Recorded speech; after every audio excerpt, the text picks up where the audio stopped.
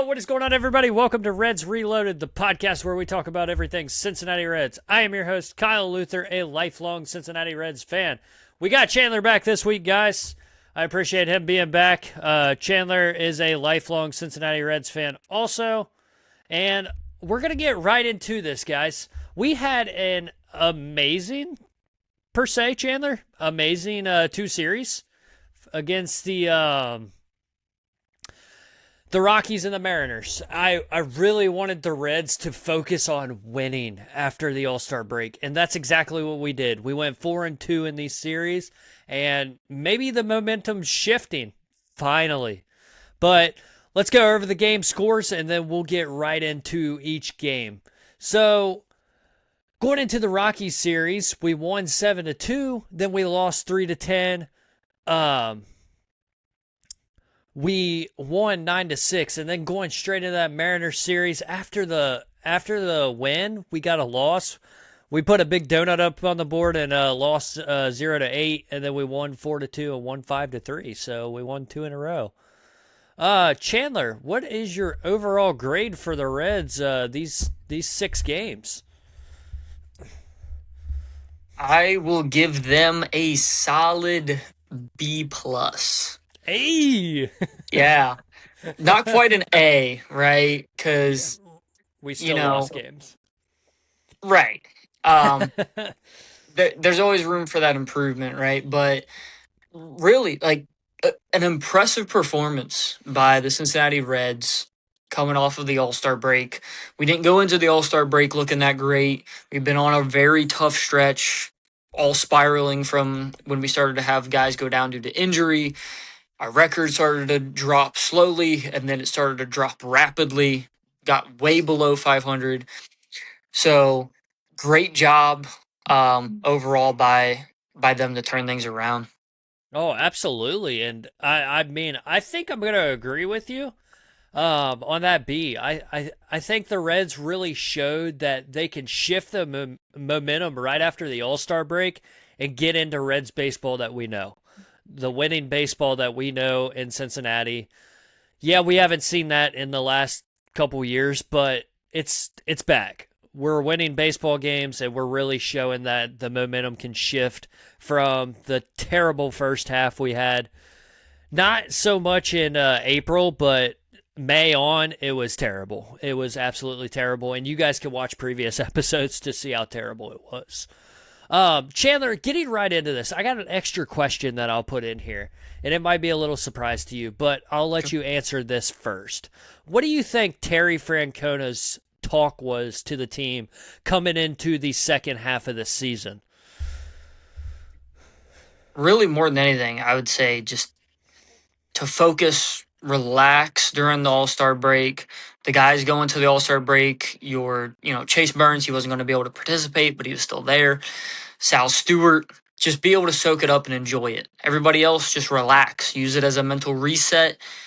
We're better than this. And ultimately, the trade deadline's approaching. I believe August 3rd. So, the performance coming off the All-Star break is really going to dictate, that momentum of where we're going with those meetings at that deadline. So maybe just to get their butts in gear, get them motivated.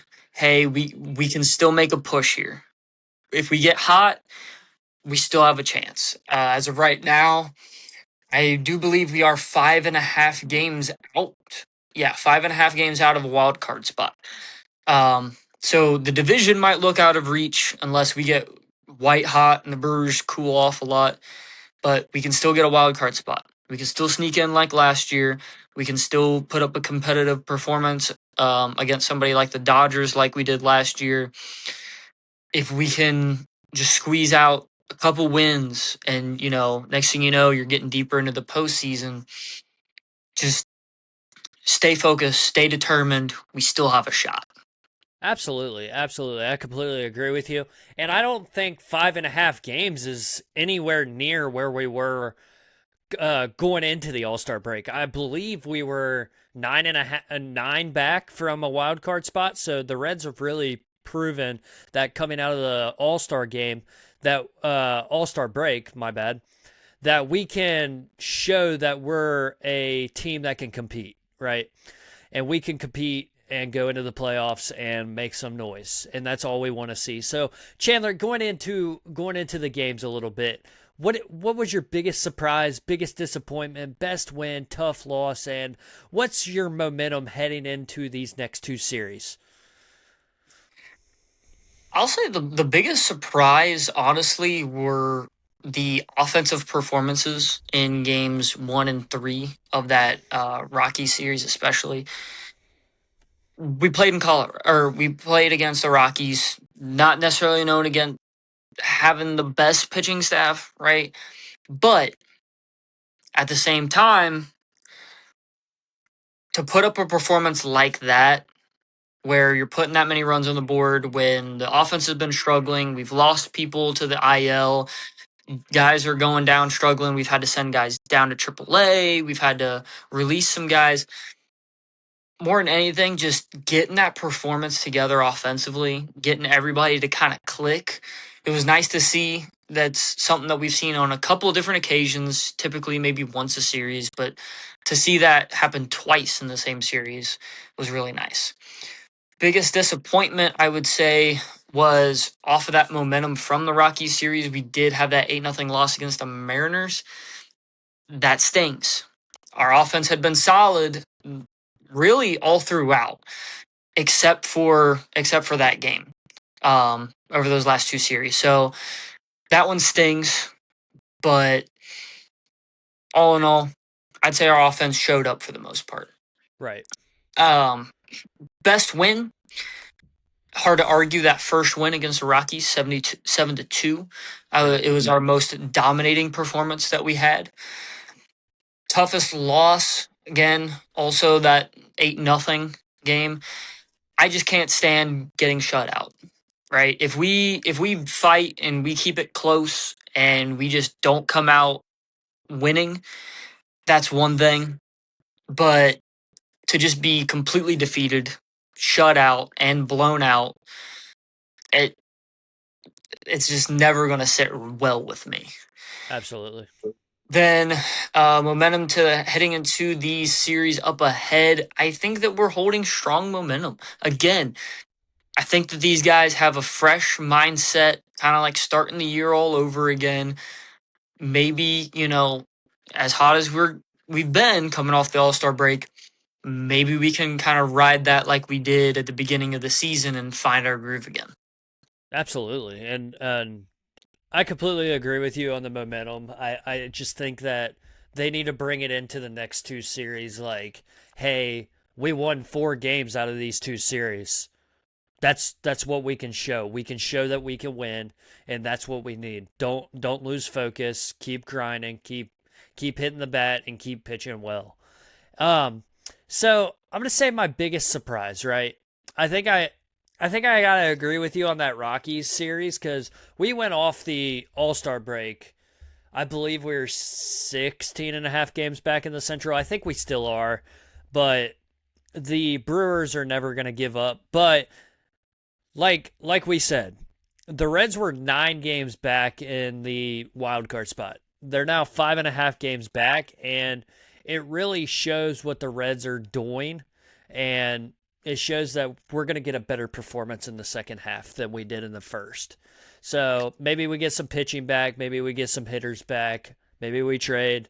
We'll talk about that later in the episode. But my biggest disappointment, I think I'm going to agree with you. That 0-8 loss against the Mariners, it kind of stung a little bit because we just won 9-6. We put a lot of runs on the board, and they showed that they could put runs on the board. But what happened to not put any runs on the board and get outscored 8-0?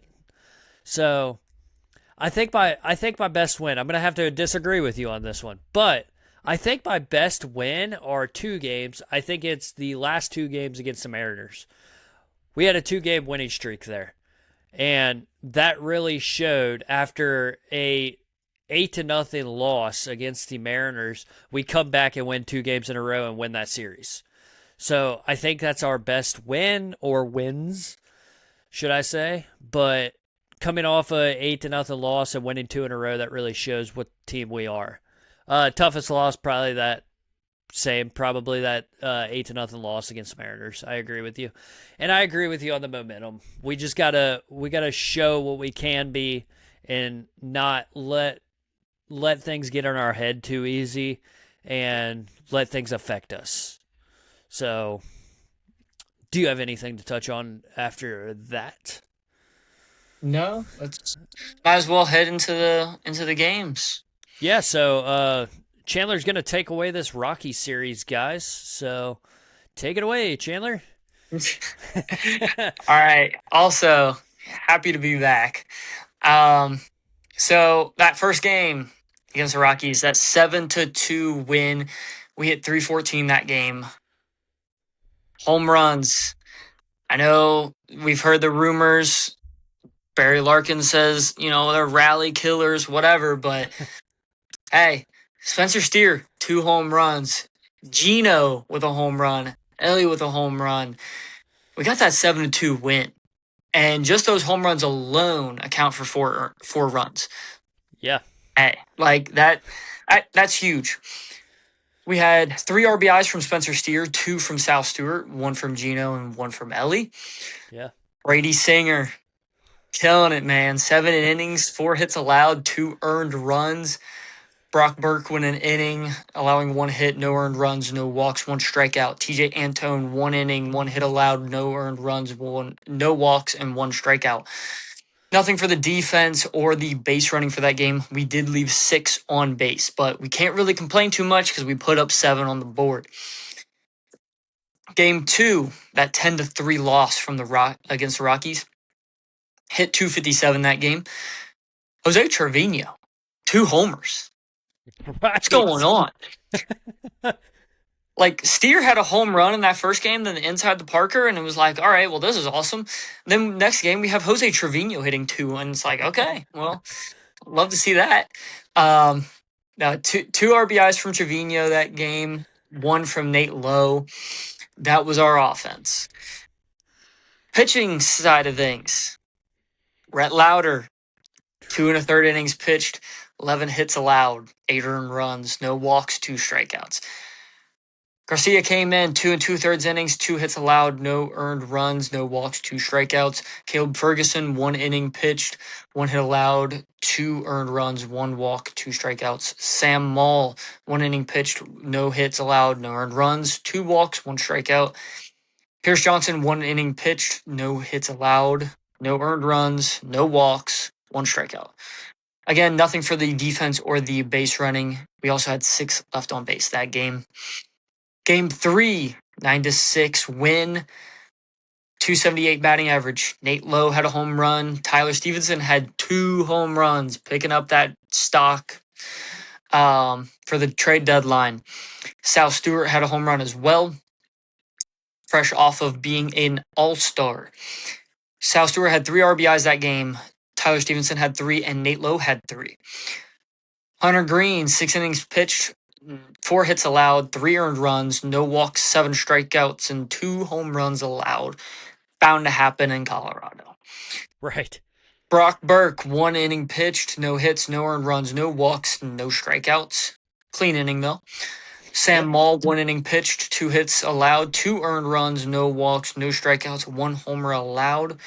And Emilio Pagan, 1 inning pitched, 1 hit allowed, 1 earned run, no walks, 2 strikeouts.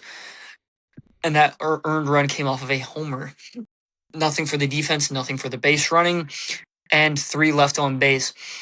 Something I want to mention is that we will notice as we go, especially into that Mariners series, we had instances where the bullpen failed us Right. ultimately. And they can't always be hot on an absolute roll, right? But look at that first game. Brady Singer, 2 earned runs. The bullpen, nothing allowed, right? But they only had 2 innings to work with. Yeah. That second game, Brett Lauder allowed 8 earned runs. We'll obviously get into that later, but Garcia allowed none. Caleb Ferguson allowed 2, and everybody else allowed none. And then Hunter Green's start, he allowed 3 earned runs, but the other 3 came from the bullpen. And when they're only pitching, a third of the game, maybe, um, you would hope that they could hold down the pitching performance a little bit better than that. Yeah. Maybe it's just getting back into things off of the All-Star break, but again, I just find it a little difficult looking at the bullpen's performance so far. I hope that this isn't a sign of things to come, and I'm hoping that they are able to get back to where they were before the All-Star break. Can we talk about all the home runs in that series? Yeah. That there was a lot of home runs in that series by multiple different players. Yeah. And our lineup is finally showing up. What I've been asking for all season is What, 10 home runs? yeah, something like that. And it's really showing like our lineup. Terry Francona must have had a talk with the lineup like, you guys got to start hitting. You got, you guys got to start hitting. And this ain't doing it for me. He bring in another hitting coach? He have them meet with somebody during the All-Star break? Did we fire Chris Valleca and we don't know it? I haven't been looking into the dugout that much. Let us know, guys. Let us know if you've seen Chris Valleca in the dugout. He's like a wanted missing person Chris Valleca sign. Where'd he go? But going into that Mariner series, guys, right? I mean, going from the win to the loss against the Mariners, it was really tough. We only batted 107 in that game, that first game against the Mariners. No home runs, no RBIs. Andrew Abbott had a solid pitching performance. He pitched 6 innings, 4 hits, one run, 0 earned runs, two walks, and 6 strikeouts. Pierce Johnson came in after that, pitched a third of an inning, 4 hits, 4 earned runs, 0 walks, 0 strikeouts. Caleb Ferguson pitched 2/3 inning, 3 hits, 2 earned runs, 1 walk, and 1 strikeout. Chase Petty came in after that. 1 inning, 2 hits, 1 earned run, 0 walks, and 0 strikeouts. Nothing to talk about on the defense side, nothing to talk on the base running, and 4 left on base, guys. Then we jump into the wins. Thank goodness. We still, even in that second game, the 4-2 win against the Mariners, we only batted 161. We had a home run by Ellie. We had a home run by Suarez and a home run by Nathaniel Lowe. Nathaniel Lowe, Suarez, and Ellie all had an RBI in that game. Chase Burns kind of struggled more or less in this game. He still had 6 strikeouts. He still pitched 5 innings, 3 hits, 0 earned runs, 2 walks, and 6 strikeouts. He kind of that's not the Chase Burns we're used to seeing. We're used to seeing him going 7 innings into the ball game, but he still had a solid pitching performance. Kind of struggled a little bit, but had a solid pitching performance. He didn't allow an earned run. Sam Maul came in after that. He pitched a third of an inning, 1 hit, 0 earned runs, 1 walk, and 1 strikeout. I mean, guys, we pitched our whole bullpen here. Antone came in after that. He pitched 1 1/3 inning, 1 hit, 1 earned run, one walk, and 0 strikeouts. And Brock Burke came in after that, pitched a third of an inning, 0 hits, 0 earned runs, 2 walks, and 0 strikeouts. Garcia came in after him. He pitched 1 inning, 1 hit, 1 earned run, 0 walks, and 1 strikeout. Emilio Pagan, I'm so sorry. Emilio Pagan came in after that. One inning, 0 hits, 0 earned runs, 0 walks, and 1 strikeout. Nothing to really talk about on the defense side. Nothing to really talk about on the base running. And 4 were left on base in that game, guys. And then I think we really found our bats in the last game of the Mariners. We batted .229. Blade and Stewart had a home run. Blade, Stewart, and Myers had a RBI. And Brady Singer, guys, talking about Brady Singer again in these 2 series. He pitched 6 2/3 innings, 6 hits, 3 earned runs, 1 walk, and 6 strikeouts. Brock Burke came in after him. He pitched 1 1/3 inning, 1 hit, 0 earned runs, 0 walks, and 0 strikeouts. Emilio Pagan came in after that, 1 inning, 0 hits, 0 earned runs, 0 walks, and 0 strikeouts. Nothing to really talk about on the defense side. Ellie did have a stolen base in that game, and we left 5 men on base. I mean, I think you're right, Chandler. I think you're right about the bullpen. Just talking about that, going through it, I mean, our bullpen kind of let those games go. That second Mariners game, Chase Burns didn't allow a run.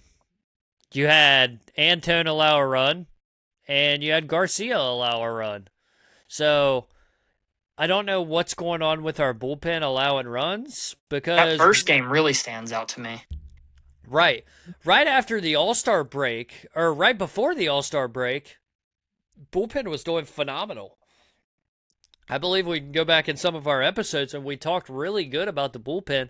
I believe Sam Maul was one of our award winners for not allowing runs and not allowing hits. Mm. But yeah, in that first game, 0 earned runs allowed by Abbott, right? 4 earned runs by Johnson, 2 earned runs by Ferguson, and then 1 earned run by Petty. So I just don't know. I don't know what's going on. I really don't. Do you have anything else on the Mariners series that I did not touch on, Chandler?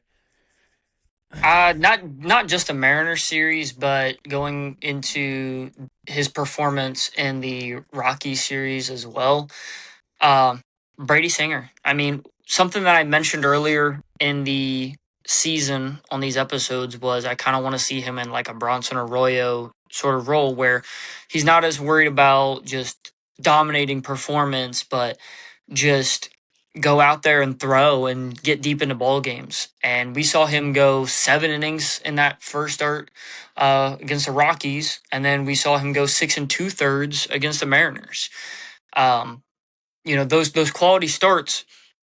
Hey, maybe his ERA will be solid, maybe it won't be, but Right. what he can try to do is try to be effective and get deep into ball games, and he's been doing that, and that has been a big contributor to his success that he's had the last month and a half, 2 months now. Yeah, and we'll kind of touch on that a little later because I do want to talk about Brady Singer a little further.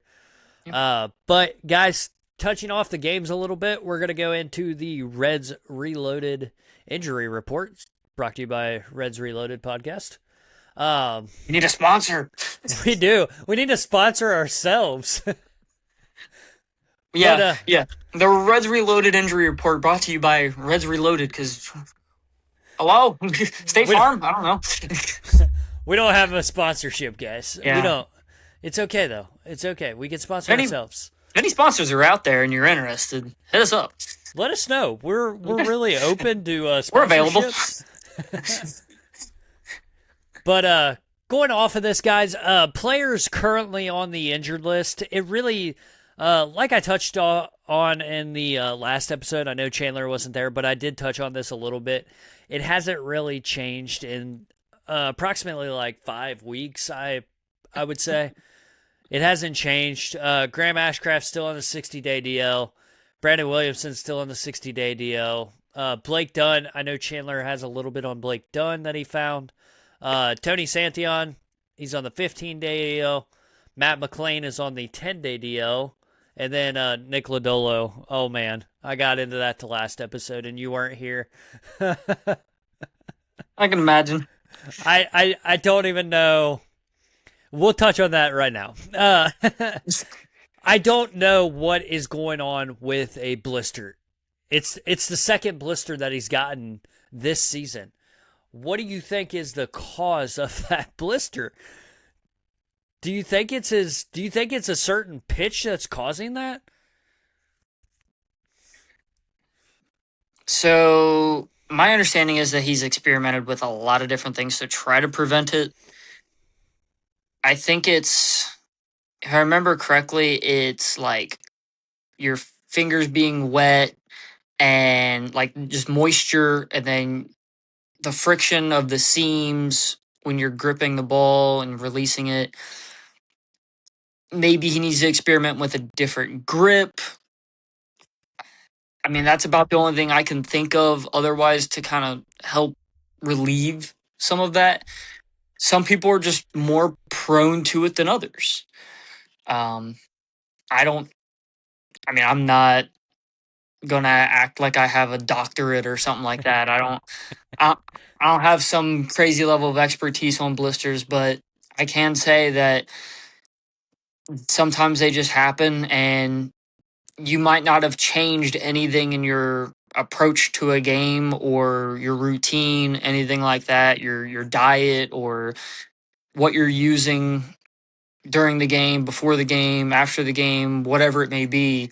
Sometimes they just happen. I used to get them in high school when I played as well, like just not necessarily to the level that he gets them, but I mean it's I'm hoping that they're able to find some solution to help prevent them for him, but so Yeah. far they haven't found that. So, little question. As you can see, Matt McLean had a rehab assignment on Friday. We're recording this on Saturday, guys. It'll go up on Sunday morning. So, Matt McLean did have a rehab assignment on Monday. I don't know how that went. I didn't look it up. I'm sorry, guys. I'll post it on Facebook. I'll make it up to you. But do you think we see? Because I mean, we didn't mention his name at all. Do we see Edwin Arroyo go back down to the to AAA once Matt McLean comes back? I would like to think not, just because I don't know exactly what their standpoint is on Matt McLean right now. Right. They might even want to trade him potentially. I don't know. Yeah. Uh, it wouldn't necessarily hurt, but also getting him those reps now, I think will be valuable to him in the long run. Um, as opposed to maybe sending him down to AAA, he gets reaccustomed to AAA pitching, and then when we call him back up, then he struggles. I don't necessarily want that to happen. I kind of want to just see him stay on the big league roster and just see what he's able to do. And if we're able to manage having both those guys on the big league club, then let's go for it and see really survival of the fittest, who's able to stay and, provide, that offense and defense for us. So you guys might see Matt McLean come back within the next week or so. That's my expected return for him. If his start goes well, or if his start went well on Friday, you might see him come back on Friday of next week. He did go 1 for 3 with an RBI double in his rehab Okay. game. Okay. Yeah. So he didn't do terrible, but Chandler, I know you want to touch on this a little bit. We had some unfortunate news about Blake Dunn. Oh, yeah. So we had in our notes set up, right? You put it in here. Hey, you could begin a rehab assignment soon, depending on how things are going with his progression, all that. I saw something from the guys over at Chatterbox Sports where they had put out that an recent MRI revealed ligament damage, and he's going to seek a second opinion. Now, what that means is ligament damage, the ulnar collateral ligament, the UCL, simply put, Tommy John surgery. So hopefully he's able to avoid that. But if he's not, we've seen Shohei Ohtani undergo Tommy John surgery and then still come into play DH. So we could see him next year playing DH. But that value that he could have defensively, the speed, the area or the amount of area that he's able to cover, things like that. We don't really want to miss out on that. But if he's able to make up with it just solely on his offense, then hopefully we can see something like that. Yeah, and I really want to see Blake Dunn back in the lineup. I think he's a key contributor out there in center field. But it sucks not to have him in the lineup. It really does. Because I think it's really affecting the Reds lineup and especially that center field spot. We're really deep into depth in that center field spot, and we'll talk about that in our dugout debate. Uh, so touching on that, or getting off of that, should I say? Let's go into who's reloaded, who gained our awards for this week. Right, we had a lot of home runs, a lot of RBIs, some solid pitching performances, some crappy pitching performances. We all know who we're talking about. but uh, yep. All right. all right, Chandler, you want to do the player of the week, hot bat, and the pitcher of the week, or I can do the pitcher of the week, whatever you want to do. Good with that. All right, player of the week. Our rookie of the year candidate. Our all-star, Yeah, Sal Stewart. 2 home runs, 6 RBIs. I mean, it's like he's starting to get hot again. yeah. And I absolutely love to see it, especially down the stretch. Jonathan India in 2021, when he was cooling off a little bit and they was having that rookie of the year race, he got hot to finish out the year to secure that rookie of the year award. And I think we might be seeing the same thing from Sal Stewart here. So it's getting me excited for that again. Nate Lowe gets the hot bat award. 2 homers, 5 RBIs. Looks like he's starting to get hot again. And the trade deadline's approaching. If we're going to move him, we want to see a solid performance out of him to get that stock up. Pitcher of the week. Still possibly my favorite on the Reds, but Chase Burns is making it very difficult. Andrew Abbott wins pitcher of the week. 6 innings pitched, 4 hits allowed, 1 run allowed, 0 earned, 2 walks, and 6 strikeouts. Continuing to just be a dominant pitcher for us. He started off having a lot of struggles early in the year, but he's dialed it in, and man, it's when we need it. So it was a little tough to pick the pitcher of the week, right?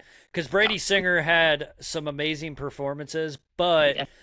I think he allowed a little bit more earned runs than, or allowed more hits than Abbott. So that's why I kind of touched on Abbott a little bit. But who needs to bounce back, guys? Who gains that needs to bounce back award? None other than yours truly, Rhett Lauder. Guys, he went 2 1/3 inning, 11 hits, 8 earned runs, 0 walks, and 2 strikeouts. What are we seeing from Rhett Lauder? I really got to know what we're seeing from Rhett Lauder, because that's a terrible performance. I mean, He has to be hurt. I mean, I don't know why we haven't looked at this sooner, because it's like every week we're mentioning Rhett Lauder, and we've talked about this before, if he's hurt or not hurt.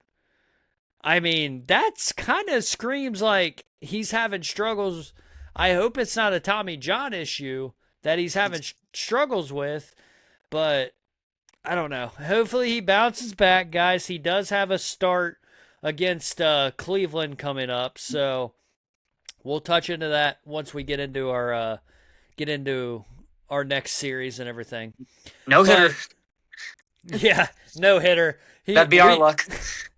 We talk crap about him, then he throws a no hitter. Exactly what happened to us with Hunter Green. Hunter Green went out, threw 12 strikeouts, 7 solid innings, and we talked crap about him the previous week. So maybe we'll just start shutting our mouth about talking crap about players.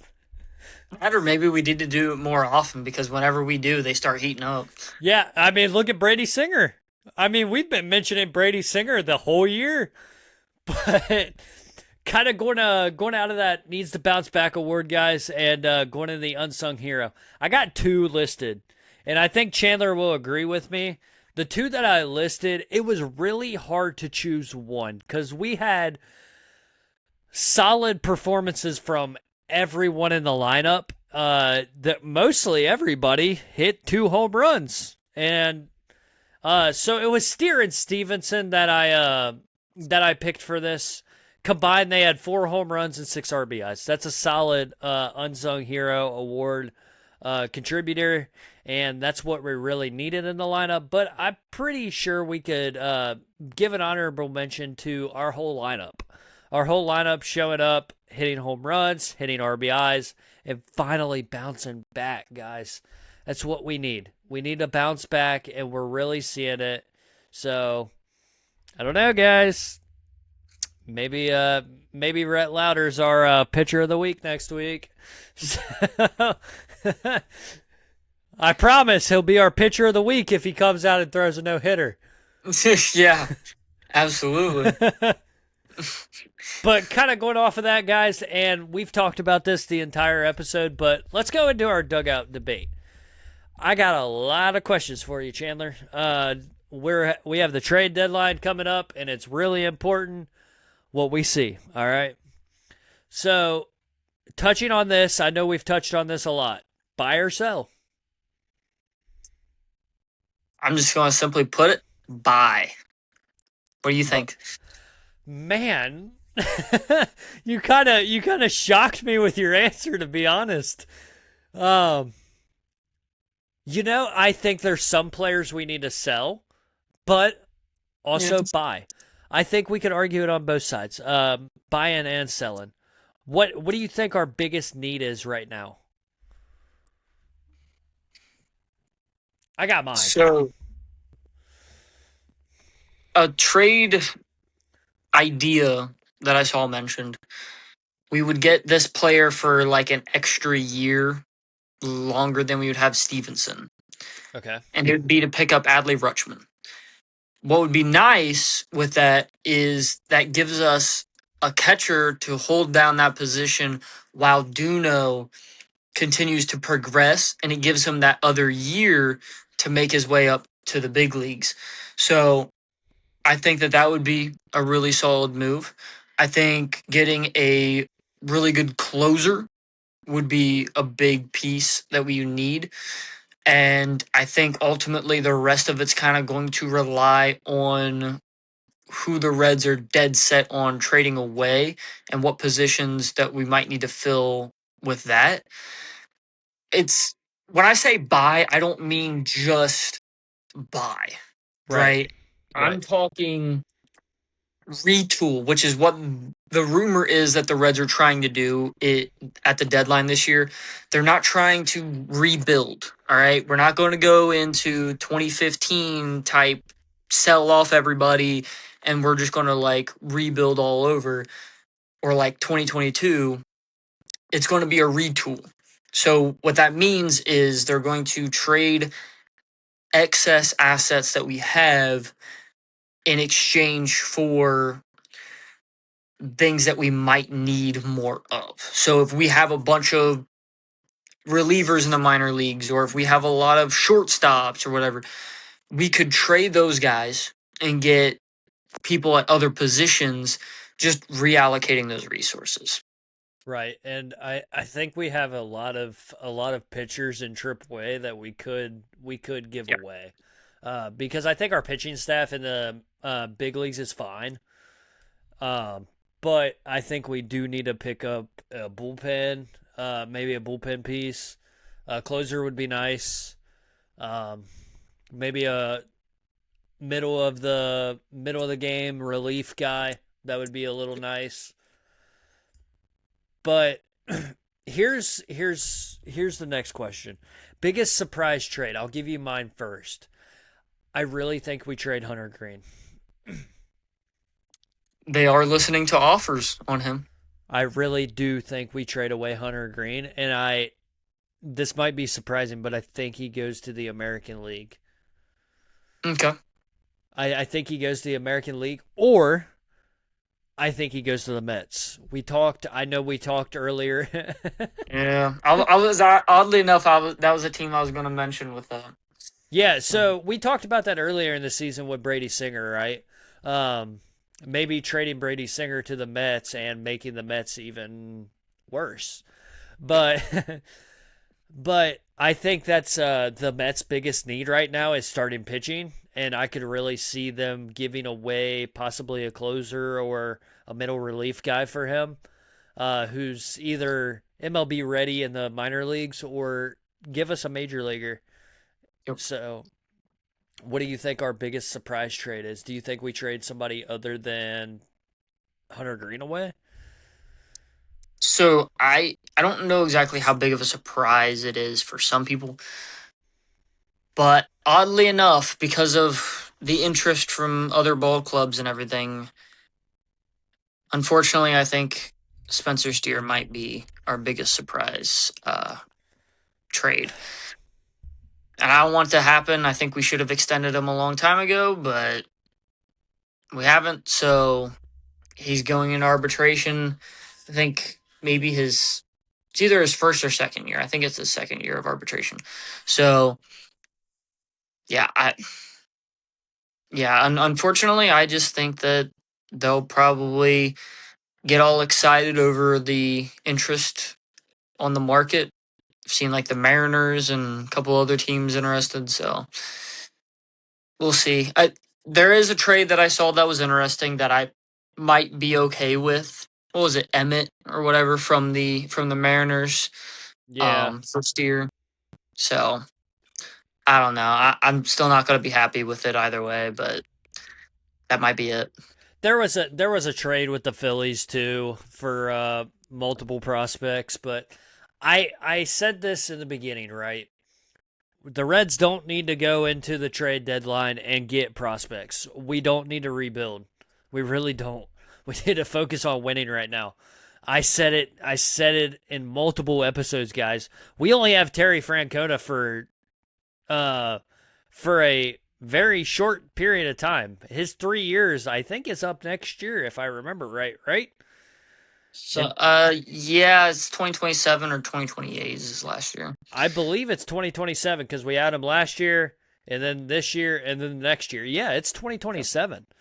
And I don't see Terry Francona extending because Terry Francona is also older, guys. Terry Francona took this job to try to bring a winning ball club to Cincinnati, which we really do appreciate. When they signed Terry Francona, I was like, oh my God, here's the Reds' chance to win.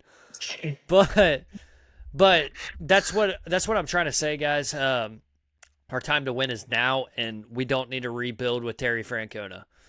Maybe another manager we need to rebuild with, not Terry Francona. I'm telling you, Terry Francona don't want that. What's your biggest non-move? Uh, mm,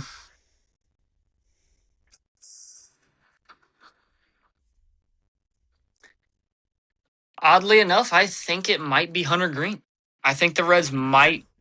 Yeah, I think that with them extending Chase Burns, Mm-hmm. I think that that sets up the. I don't want to put it this way as like replacement, but kind of locking him in as what they did with Hunter Green. But I don't know if they are necessarily ready to get rid of Hunter Green just yet. And I think that that could potentially be a mistake for right now because, again, trying to strike now, if we can get him moved and get, even if it is prospects, but they're MLB ready prospects, like top prospects that are like right on the cusp, Right. if we can get something like that, that'd be awesome. But otherwise, I don't, I don't know. Like, I don't really want to see him leave, but it makes sense right now for us to let him go. What would your biggest non-move prediction be? As much as I hate it, and I truly I truly think Reds fans don't want to see this. I don't think that the Reds are going to get rid of Ellie at the trade deadline. Yep. I think I see them moving him in the offseason. And the reason I say that is he's going into an arbitration next year, and we're going to be screwed. He's going to make a lot of money in arbitration. So I think your time to move him is right after the season before he signs. Um, then you have a little control, and then that team that can pick him up can pay him a little more. And I truly think he's either going to the Dodgers or the Yankees. So Mm, I hate it, but I think that's where Ellie ends up. yep, So I think that's our biggest non-move right now. it's fair. One player you refuse to trade. Only one. Oh gosh. Um, I refuse to trade. I'm not gonna go off of just like the obvious ones. I could pick Ellie, but I don't think that he's gonna get traded this year or necessarily even next year. Maybe next year, but I don't think that he's necessarily as high up there as some people might actually think that he is. I could understand why you would think that he might get traded, but for me, I don't look at him in that light just yet. I'm going to say JJ Bleday. I think he's a little bit closer to being a candidate than Ellie at the current moment. And I wouldn't get rid of him right now because I think that he provides certain qualities that I just think that the team needs. Right. The ability to adjust, to draw out the pitch count, draw out the at bats overall, draw walks, put the ball in play. I think that that's my big one right now out of the potential candidates. What's yours? Um, I really think a lot of Reds fans. I've heard this time and time again, and I don't know why, but they think we're gonna trade Sal Stewart.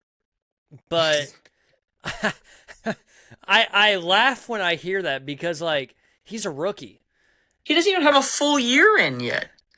Our time to pay him is now, Oh my and god. I think you truly agree with me. Yeah. Is that our time to pay him is now? Because we just did it with Chase Burns. Guys, I didn't mention this in the last episode, but we did pay Chase Burns 7 years, $105 million. That equals out to like $15 million a year, but he kind of restructured it.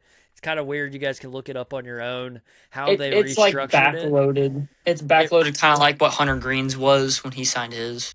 it's kind of yeah, it's kind of awkward per se, but our time to pay Sal Stewart is right now. Right now, while he's still a rookie and he's getting hot, he's going to be asking for more money here soon, and I think we need to pay him right now. Yeah, and with 6 years of control, like until he hits 6 years big league service time, we have control over him. Like, Right. guys, quit bugging out. And I know like some of you just like freak out because you're like, oh well, we always trade our best players, so we're going to trade Sal Stewart now. No, that's not how that works. All right, they'll trade these guys when they're in typically years 5 or 6 of their service time, when the team is running out of control over them. And if they trade them while they're under contract, then they can get something in return as opposed to letting them go in free agency. And then if they're a top player and they sign for X amount of dollars or whatever, then they get a compensation pick. Other than that, nothing. That's why we trade guys, is because we haven't closed in on a deal and we're trying to get something out of the player. Right. Yeah. Right. I don't know. I truly don't. These Reds fans, man. I don't know. You guys kill me because you guys think that we're going to trade away every big player. And I truly don't see the Reds making dumb moves this trade deadline. I really don't. I really don't think so. I think they realize, hey, our time to win is now. Yep. And I They're think, looking for guys with multiple years of control time. I mean, Chandler texted me. He's like, dang, I didn't even see that Chase Burns got extended. What? Oh, yeah. If I can go into that real quick. Yeah, So go ahead. I'm out there, right? I don't know. Did you tell them why I was gone? Yeah, he was Or out on military leave. Yeah, okay, I did okay. say. All right. So I was stuck out there, not able to be on my phone whatsoever, and it was the morning after the announcement, and I finally got on my phone and I saw that, like, first thing I saw was Chase Burns got extended, and I got so excited because I'm like, dude, because I'm like expecting to turn on my phone and see like we might have traded a couple players or something. Like, I don't know what's going on yet. And then I just see good news. Chase Burns gets extended. The Reds start winning. I'm like, okay. So, kind of going off of that, do you think the Reds will make multiple moves this trade deadline? Yeah. Oh yeah. We'll make multiple. I think Stevenson goes. I want to see him stay. Another guy I think we should have extended a long time ago, but he'll get moved because that's what makes sense. We need to get something out of him because I don't think he's going to sign high enough that we'll necessarily get a compensation pick for him. Um, I could see maybe a couple bullpen pieces getting traded away potentially, and I could see maybe one or two other hitters get traded away outside of Stevenson, and that might be Steer, it might be Nate Lowe. Um, it's kind of hard to tell. It could be Ellie or Gino or anybody, right? I doubt it's Ellie, but Gino would be a big one that stands out. So, So, my like I said, question to it's you, hard to tell. because we don't have room for him on the roster right now, per se, do we trade Hector Rodriguez? I would hope not. I would I, really hope not. I'd hope not either, but we know that we don't have room for him right now, and that's a big target for the Reds. Like, we don't have room for him, so we might as well trade him. There's guys that we can get rid of before that. TJ Friedel, Dane Myers, Yeah. Blood Day, probably next year or the year after. Um, and obviously, if Steer gets traded, then that frees up a potential spot. So, and then Will Benson, depth wise. So, I don't see us trading Hector, but there are other prospects that we might trade. Yeah. I I think I agree with you. As Here's a long as question. as long as they don't trade Alfredo Duno. Yeah, well, I think he's untouchable right now. Yeah. So, while we've been recording this, Yeah. I hit a surprise question in here because Okay. I was thinking about it when we were going over his start and something that you was kind of going into. And I've seen it talked about over and over again, and they blatantly said that they're basically going to do this. But I want to know your thoughts and opinions, and it's the same with all you listening.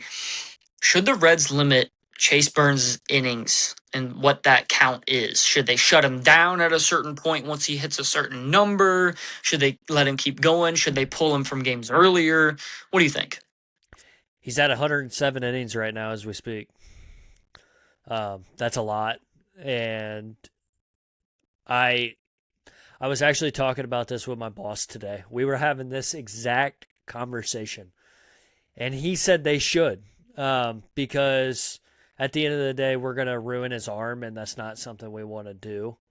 But can you really argue with a guy who's going 7 innings and allowing no runs? No, and plus, guys used to go 180 plus innings a year. So, kind of like what Sam LaCure said when he was on here, when he joined us. They have the strength and training programs that are better now. They have these exercises and workout plans and dieting, all the stuff that they've improved with. It almost feels like excuses to limit players just because they could get injured or because they need to get acclimated. I can understand it, but also if they're still performing well, then just let them go out there and perform. Right. Right. How And else are they going to get there in future years if you keep limiting them, right? I mean, so going off of that, and you talked about Chase Burns and his stats this year. I believe Chase Burns is now 12-1 on the season. He has a 2.42 ERA. His earned runs are 29. His WHIP is 111. He has 124 strikeouts and 39 walks. And like I said, he pitched 107.2 innings. So that's a lot. That really is. It's a real question because I don't want him.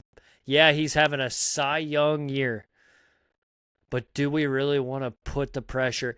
And here's the thing: like if we can start scoring some runs, maybe we can start limiting his pitches that he's pitching. So I don't know. What do you think? Do you think we should limit him? Honestly, I don't think that we should, at least not to the extent that they're thinking about. I think they want to limit, I want to say the plan, like a lot of pitchers, is like 150 ish innings. Mm-hmm. Um, but he's not really on pace to exceed that by that much. So I would say, like, probably in the 170, 180 ish innings area, I'd say let him send it. I mean, it's not like he's going out there throwing well over 100 pitches every game anyway. No, They're already limiting him regardless. no, and I see this as let him go chase his Cy Young. Let him go chase that because we know. I mean, you're gonna laugh at this, but we know he's gonna have a Cy Young award season, and they're not gonna choose him. That's the tough part about it, and that's the tough part about the MLB is Chase Burns is having a heck of a year this year, but we know that they're not going to choose him. So maybe we Yeah. do start limiting his not so innings, but watching his pitch count a little more. I think that's what we need to do a little more. And that's a big thing that I want them to kind of shift focus towards.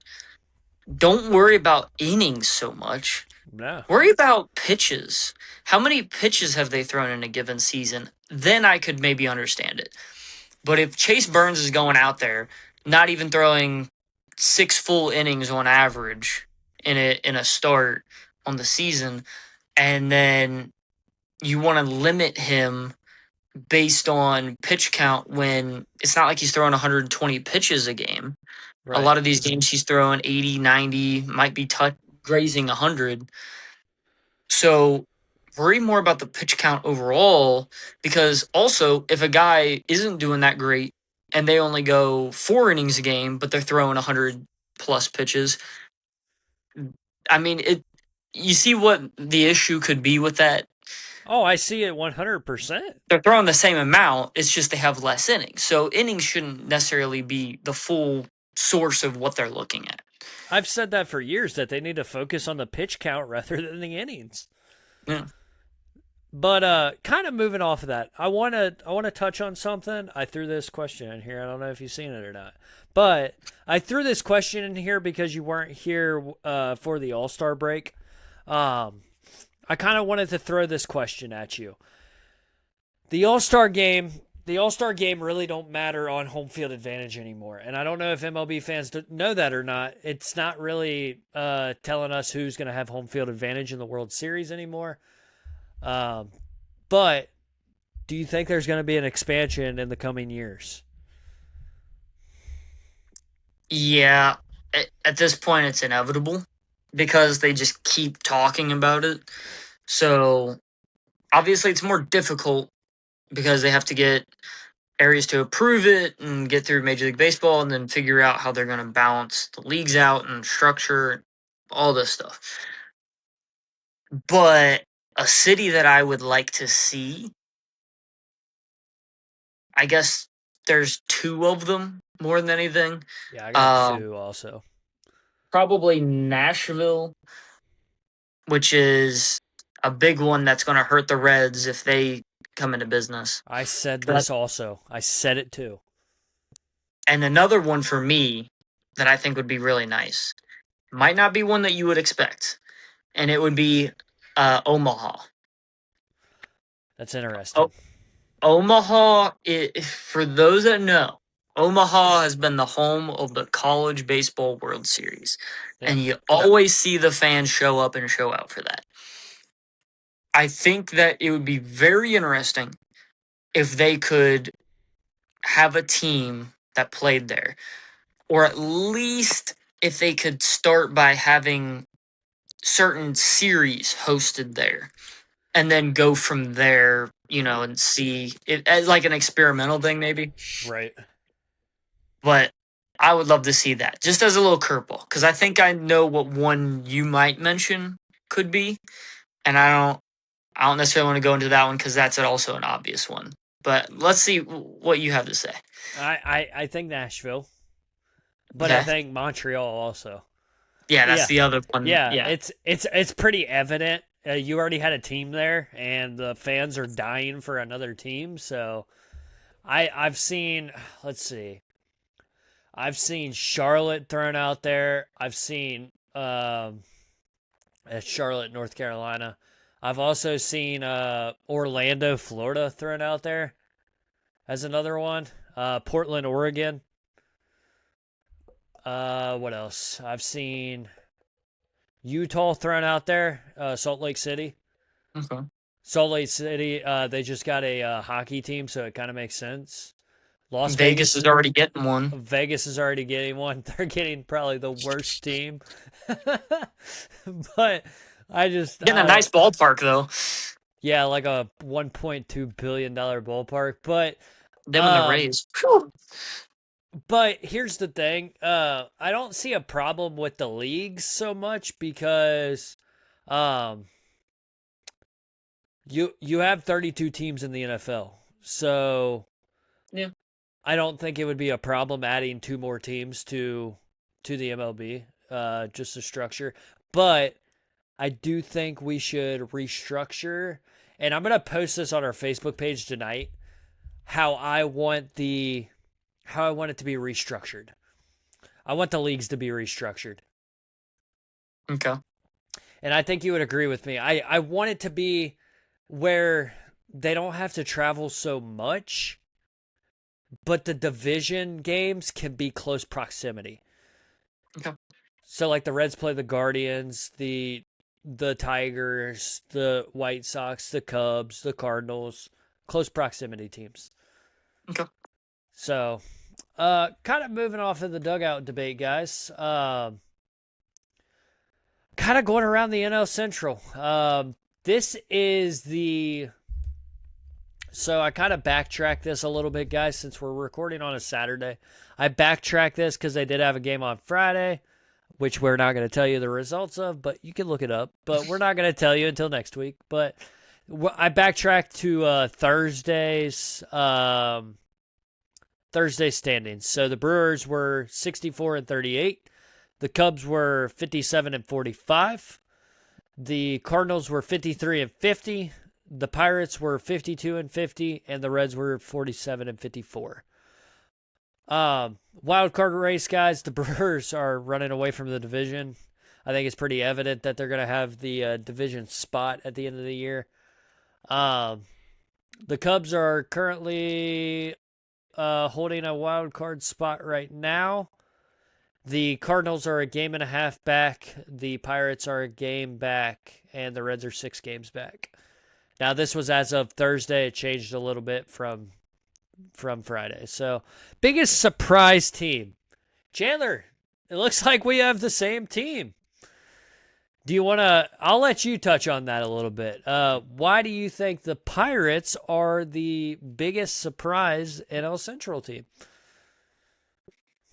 So with the ups and downs that Paul Skeens has had this year, he's had drops in velo, he's had some struggles with some of his performances, and they've had guys go down like O'Neal Cruz, So the fact that they've been able to perform as well as they have been, some of that being from former Reds players, um, and Marcelo Zuna has been struggling. He was a big signing that they had.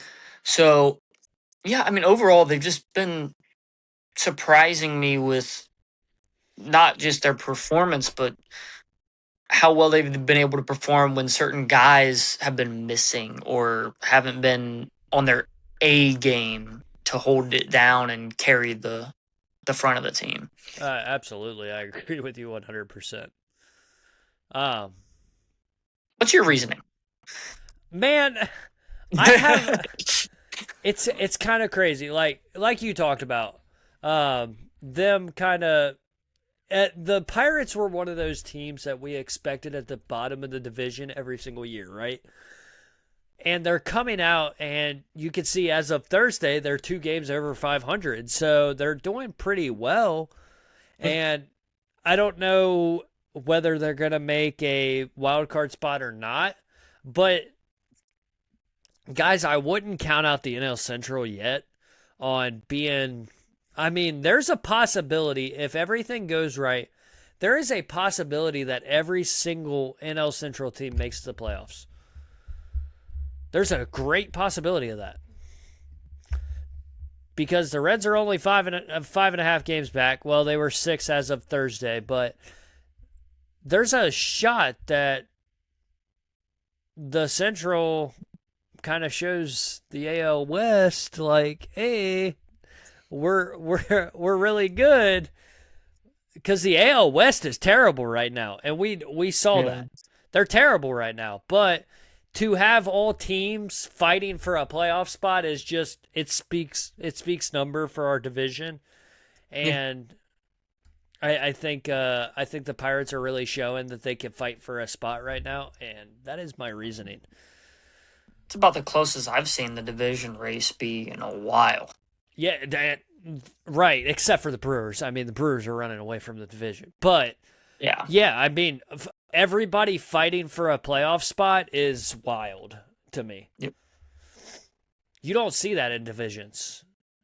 I mean, speaking of divisions, like we see that we see that in the NFL too with the Bengals division.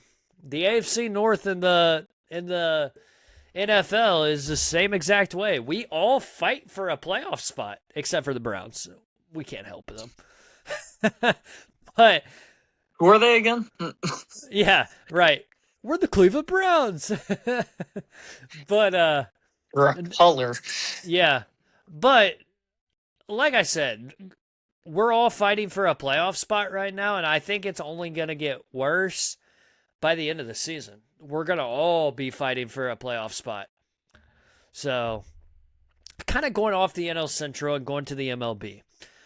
My biggest surprise MLB team right now, guys, is the Boston Red Sox. They're 9-1 in their last 10 games. They're really showing that they can perform. They're really showing that they can fight for a spot in the playoffs also. And the Red Sox are finally coming back to a T. We're finally seeing the Red Sox in the mention now.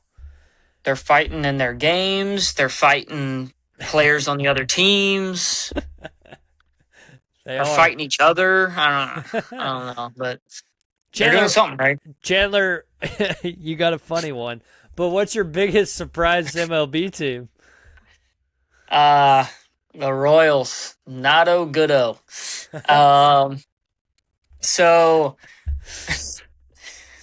there's a coworker that I have. He's a Royals fan because he's from out in that area, and Wow. they've just been so disappointing to watch this year. I Yeah. mean, with having the talent that they have, Caglianone, Pasquantino, Witt, Salvador Perez, their performance has been pretty much more than anything abysmal, right? I mean, they are so far below 500, and I think they're in a position where they might be wondering if they need to sell completely, reallocate resources, look at getting better prospects, getting more MLB ready players. I don't know what their game plan is necessarily, but I mean they've been in such a rough spot after being solid the last couple years. Yeah, I think you're completely right. We just I don't know if you saw Caglione's performance in the home run derby. That dude can hit. He can hit far. That's who I wanted the Reds to draft. Yeah, Uh, so I'm just gonna put that out there, but guys, I'm obviously still it worked out for us. we're still salty about South Stewart not getting picked for the home run derby, and Caglione came in and got knocked out of the first round. Just saying, just saying.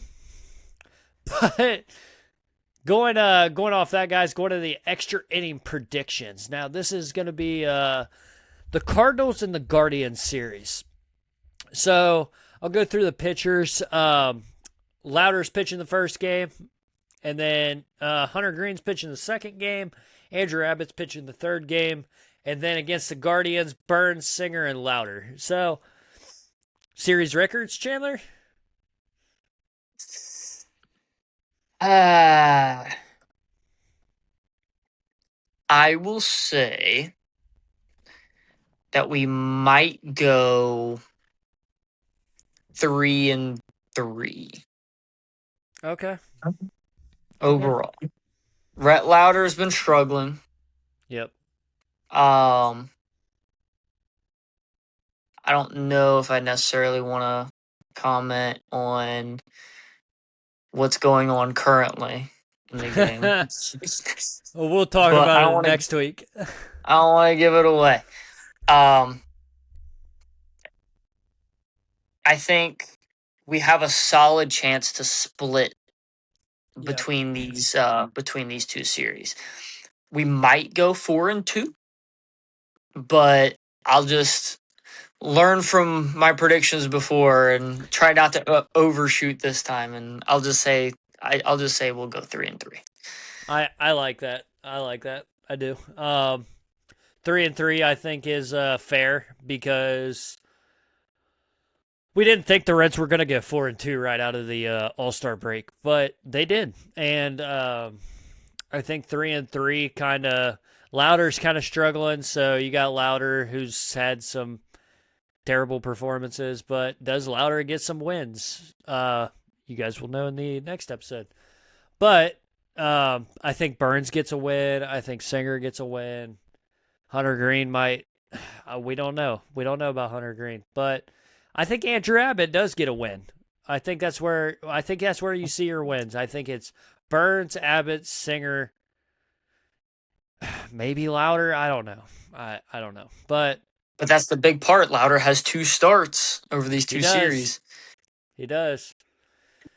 But what is who's your player of the week?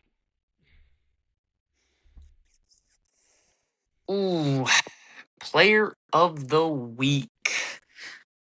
I'm gonna go out on a limb and say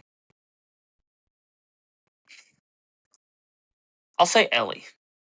I'll say Ellie. You gonna predict his home runs and RBIs? His home runs and RBIs. I don't know if he'll if necessarily be the home run leader. Um, so Ellie might have a couple.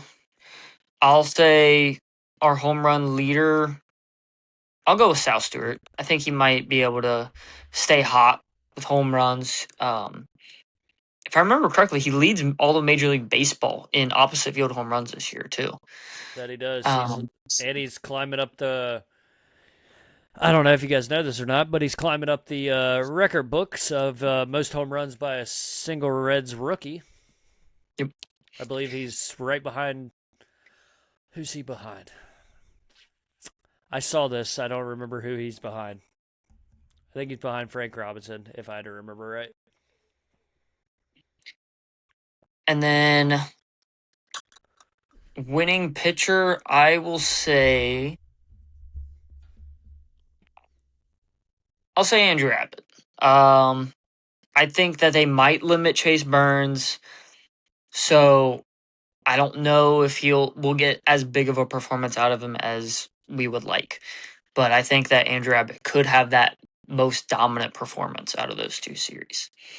And then bold prediction, I'm going to say that Rhett Lauder will allow 6 or less earned runs in these two starts. Now, that might still sound like a lot, but you have to think, right? 6 innings pitched, 3 earned runs or less is a quality start. Yeah. So if he goes 6 innings and allows 3 earned runs in both of those starts, that's 2 quality starts. Now, whether he gets wins in those games or not, I don't know.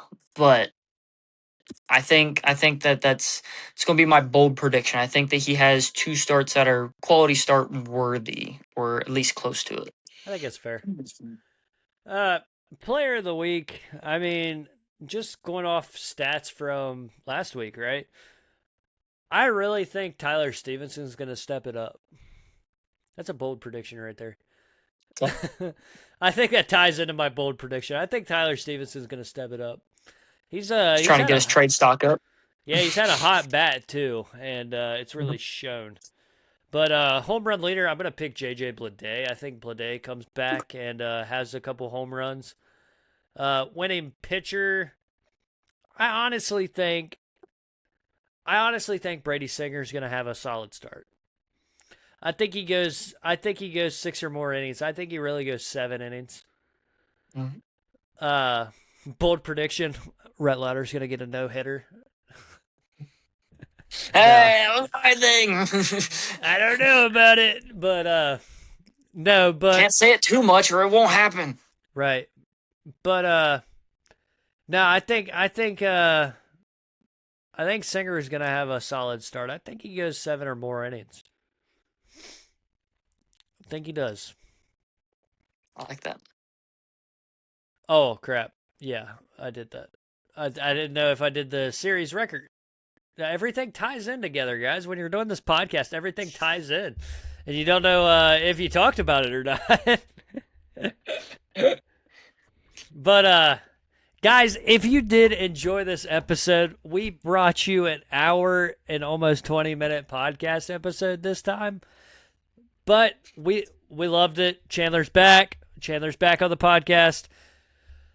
We do appreciate everything he does, even though we missed him last week, but it's okay. Kyle was a little confused without him, but it's okay.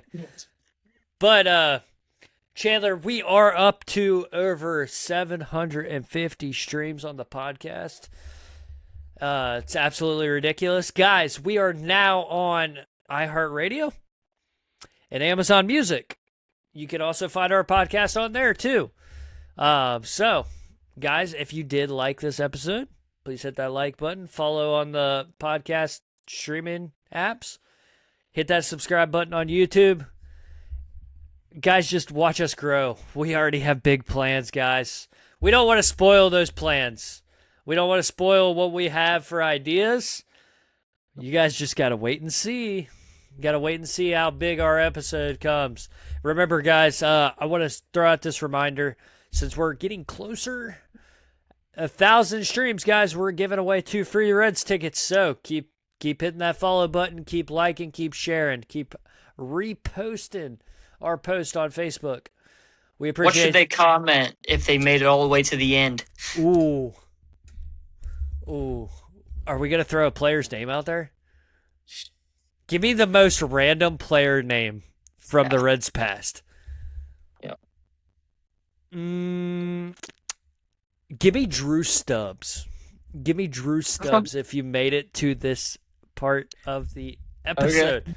Okay. Most random player, but Drew Stubbs did do a lot for the Reds. He was a solid hitter when he was on. He played at center field amazing, but if you guys did make it, comment Drew Stubbs on our next post or our YouTube video. Go on our YouTube video, comment Drew Stubbs. But, guys, we do appreciate it. And we appreciate the love and support. Let's get up to those 1,000 streams. Let's give away those free Reds tickets to those to the fan. Maybe we can make a dream, kid's dream come true and go to their first Reds game. That would make me so happy, and I know that would make Chandler so happy.